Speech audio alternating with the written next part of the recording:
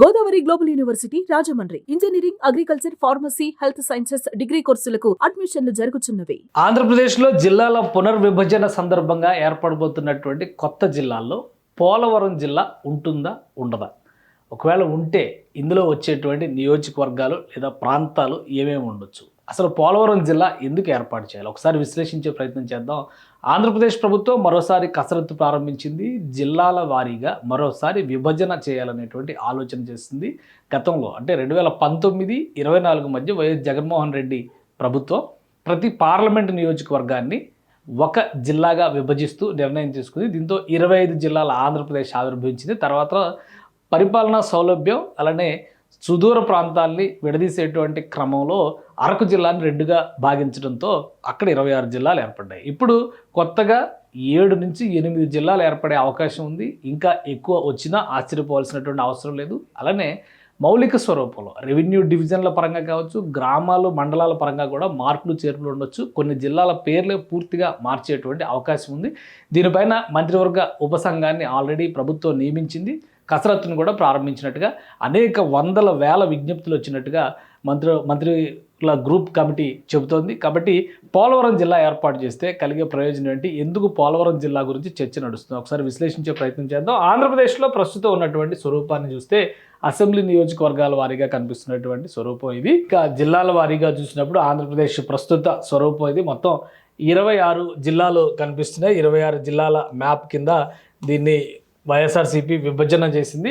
ఈ క్రమంలోనే ఇప్పుడు పోలవరం జిల్లా ఏర్పాటు చేయాలంటే కనుక ఈ ప్రాంతంలో పోలవరం నిర్మాణం జరుగుతుంది. అంటే ఒకప్పుడు ఉభయ గోదావరి జిల్లాల మధ్యలో గోదావరి పైన కడుతున్నటువంటిది కాబట్టి ఇటు పశ్చిమ గోదావరి, ఇటు తూర్పు గోదావరి.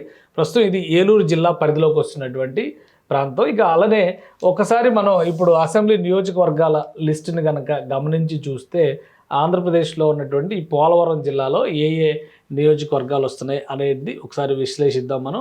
ఇది ఇక్కడ ఉన్నటువంటి మ్యాప్ వెస్ట్ గోదావరి ఉమ్మడి ఉభయ గోదావరి జిల్లాకి సంబంధించినటువంటి స్వరూపం. అయితే దీన్ని పశ్చిమ గోదావరి ఏలూరు జిల్లా కింద విభజించారు. ఇది ఏలూరు జిల్లా ఇటుపక్కన ఉన్నదంతా పశ్చిమ గోదావరి జిల్లా అయితే ఏలూరు జిల్లా వచ్చేసి ఇటుపక్కకి వస్తుంది. సో ఏలూరు జిల్లాలో ప్రస్తుతం పోలవరం కనిపిస్తుంది కాబట్టి ఇది ఏలూరు జిల్లా పరిధిలో ఉన్నటువంటి ప్రాంతం. ప్రాజెక్టు కడుతున్నటువంటి నియోజకవర్గం 67వ నంబరు పోలవరం నియోజకవర్గం. అయితే ఇటుపక్కన 68 చింతలపూడి నియోజకవర్గం. ఒకసారి మనం పేర్లు కూడా చూద్దాము. పోలవరం నియోజకవర్గం 1 ఎక్కడైతే డ్యామ్ కడుతున్నారో దాని పక్కనే ఉన్నటువంటిది చింతలపూడి నియోజకవర్గం కనిపిస్తుంది. అలానే పోలవరం ఎస్టీ నియోజకవర్గం అన్న విషయం తెలుసు. చింతలపూడి ఎస్సీ నియోజకవర్గం, ఇది ఎస్టీకి సంబంధించింది. ఇది ఎస్సీ రిజర్వ్డ్ నియోజకవర్గాలుగా ఇవి 2 ఉన్నాయి. ఇక అటుపక్కన ప్రస్తుతం ఈ ప్రాంతం అంతా కూడా ఇది రంపచోడవరం జిల్లాగా రంపచోడవరం నియోజకవర్గం కింద ఉంది. రంపచోడవరం నియోజకవర్గం అరకు జిల్లా పరిధిలోకి వస్తుంది. ఈ 53వ నంబరు. ఇది కూడా ఎస్టీ రిజర్వ్డ్ నియోజకవర్గం. సో అటు ఇటు 2 వైపులా కూడా ఎస్టీ నియోజకవర్గాలు ఉంటాయి. ఇక్కడ ఎస్సీ నియోజకవర్గం ఉంటుంది. ఈ కొనలో కనిపిస్తున్నటువంటి ప్రాంతం కొవ్వూరు నియోజకవర్గం. ప్రస్తుతం పార్లమెంటరీ స్థానాల పరంగా చూస్తే కనుక ఈ 2 నియోజకవర్గాలు ఏలూరు పార్లమెంటు పరిధిలో ఉన్నాయి. ఇది అరకు పార్లమెంటు పరిధిలో ఉంది. ఇది రాజమండ్రి పార్లమెంటు పరిధిలో కనిపిస్తున్నటువంటి ప్రాంతం. ఇలానే ఉంటుందని చెప్పలేము. ఈ 66 నియోజకవర్గం కూడా గోపాలపురం నియోజకవర్గం ఎస్సీ నియోజకవర్గం అవుతుంది. ప్రస్తుతం పార్లమెంటు పరంగా చూసినప్పుడు ఇది కొవ్వూరు, ఈ 2 కూడా రాజమండ్రి పార్లమెంటరీ స్థానం పరిధిలోకి వస్తున్నటువంటి నియోజకవర్గాలు. అంటే నైసర్గిక స్వరూపంతో ఎలాంటి సంబంధం లేకుండా కేవలం పార్లమెంటు నియోజకవర్గాల పరిధిలో వచ్చేటువంటి అసెంబ్లీ నియోజకవర్గాలనే గతంలో ఒక ప్రాతిపదికగా తీసుకున్నారు. కానీ ఈ ప్రాంతం మొత్తాన్ని కూడా ఒక సెట్ కింద డెవలప్ చేయడానికి అవకాశం ఉంటుందని చెప్పనే విజ్ఞప్తులు ఎక్కువగా వస్తున్నాయి.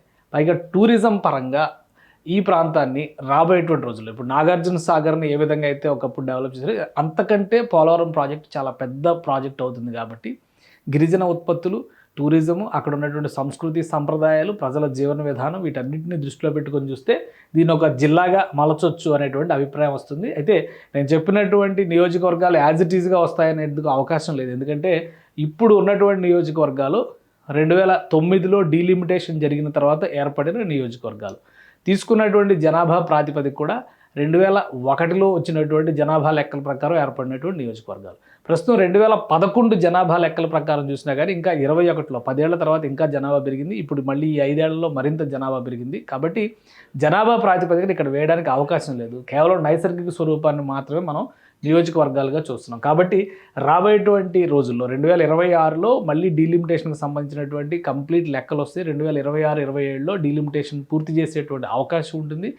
ఆ అంశాలను బట్టి చూస్తే కనుక ఆంధ్రప్రదేశ్లో అసెంబ్లీ నియోజకవర్గాల సంఖ్య 225 నియోజకవర్గాలకు వెళ్ళేటువంటి ఛాన్స్ ఉంది. అంటే మరొక 50 నియోజకవర్గాలు పెరుగుతాయి. కాబట్టి ఇవి ఏవి కూడా ప్రాతిపదికగా తీసుకోవడానికి అవకాశం లేనటువంటి నియోజకవర్గాలు. కానీ భౌగోళికంగా, సాంస్కృతికంగా, చారిత్రకంగా ఉన్నటువంటి ఆ ప్రాంతాల మధ్య ఉన్నటువంటి సమన్వయము, ఆదాన ప్రదానాలు, రాకపోకలకు ఉన్నటువంటి మార్గాలు, వీటి ప్రాతిపదికనే కొత్త జిల్లాలు ఏర్పాటు చేయాలనేది కూటమి ప్రభుత్వం చెబుతున్నటువంటి మాట.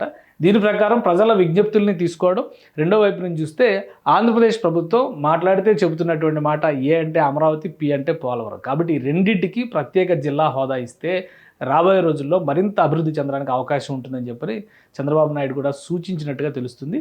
ఈ క్రమంలో ఇక్కడి నుంచి వచ్చినటువంటి ప్రతిపాదన దృష్టిలో ఉంచుకొని పోలవరం నియోజకవర్గాల్ని, పోలవరం చుట్టుపక్కల ఉన్నటువంటి నియోజకవర్గాల్ని సమన్వయం చేయడం ద్వారా ఇక్కడ పోలవరం జిల్లా ఏర్పడేటువంటి అవకాశం ఉంది.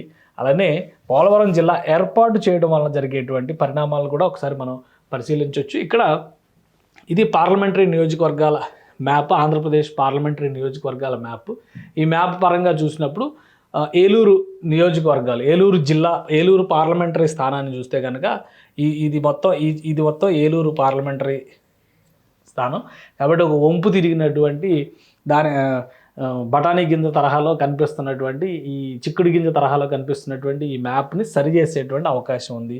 ఈ ప్రాంతం మొత్తాన్ని కూడా ఒక రౌండ్ సర్కిల్గా మలుచుకుంటే కనుక దీన్ని ఒక జిల్లాగా చేయడానికి, ఈ ప్రాంతాన్ని ఒక జిల్లాగా చేయడానికి రాజమండ్రిలో ఇక్కడ ఉన్నటువంటి నిడదవోలుకి వదిలేయచ్చు. బహుశా నిడదవోలు ఇటు సైడే ఉంటుంది. ఇక్కడ గోపాలపురం, కొవ్వూరు నియోజకవర్గాలకు సంబంధించి గోదావరి యువతలు ఉన్నటువంటి నియోజకవర్గాలు, వీటిని కట్ చేస్తే ఇటుపక్కన జగ్గంపేట, ఈ పరిసర ప్రాంతాల్లో పెరిగేటువంటి జనాభా లెక్కల ఆధారంగా చేసుకుని, అలానే ఇక్కడ ఉన్నటువంటి రంపచోడవరంలో పెరిగినటువంటి జనాభా లెక్కల ఆధారంగా చేసుకుని కొన్ని రెవెన్యూ డివిజన్లో అటు ఇటు బదలాయించేటువంటి అవకాశాలు అయితే స్పష్టంగా కనిపిస్తున్నాయి.